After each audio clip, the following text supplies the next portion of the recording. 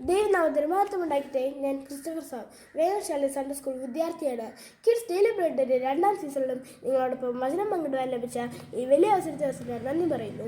അതിനെനിക്ക് അവസരമൊരുക്കി തന്ന Sunday school അധ്യാപകരോടും season ഭാരവാഹികളോടും അതിനുപരിയായ ദൈവത്തോട് ഞാൻ നന്ദി അർപ്പിച്ചുകൊണ്ട് എനിക്ക് കിട്ടിയ വേദഭാഗത്തോട് ഞാൻ കിടക്കട്ടെ. വിശുദ്ധ മത്തായിയുടെ സുവിശേഷം 8-ാം അധ്യായം 14 മുതൽ 17 വരെയുള്ള വാക്യങ്ങൾ. യേശു പത്രോസിന്റെ വീട്ടിൽ വന്നാലേ അവൻ്റെ അമ്മ പനി പിടിച്ച് കിടക്കുന്നത് കണ്ടു. അവൻ അവളുടെ കൈ തൊട്ട് പനി അവളെ വിട്ടു. അവൾ എഴുന്നേറ്റ് അവർക്ക് ശുശ്രൂഷ ചെയ്തു. വൈകുന്നേരമായപ്പോൾ പല ഭൂതഗ്രഹസ്ഥരെയും അവൻ്റെ അടുക്കൽ കൊണ്ടുവന്നു. അവൻ വാക്കുകൊണ്ട് ദുരാത്മാക്കളെ പുറത്താക്കി സകലദീനക്കാർക്കും സൗഖ്യം വരുത്തി.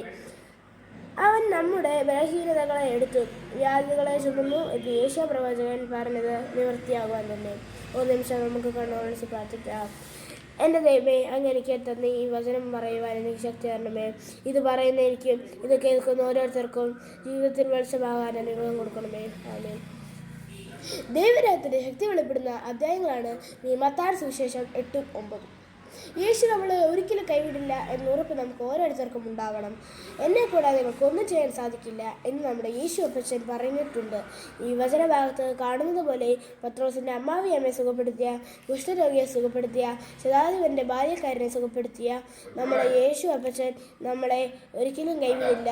ഏത് രോഗത്തെയും സൗഖ്യമാക്കാൻ ശക്തനാണ് യേശു.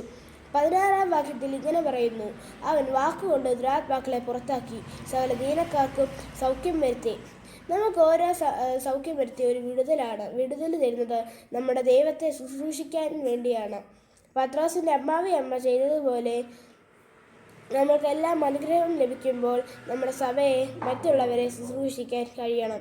നമ്മുടെ ജീവിതത്തിലെ ദുഃഖങ്ങളിലും തകർച്ചകളിലും കൈപിടിച്ച് ഉയർത്തുന്ന വചനത്താൽ നമ്മളെ ശക്തരാക്കുന്ന, തൊട്ട് ആശ്വസിപ്പിക്കുന്ന ഒരു ദൈവം നമുക്കുണ്ടെന്നറിയണം.